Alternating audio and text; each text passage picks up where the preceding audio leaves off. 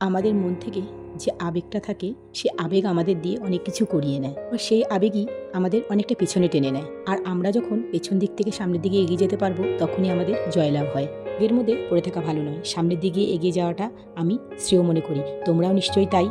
আমি রীতা, আমার রান্নার চ্যানেলে তোমাদের সবাইকে অনেক স্বাগত।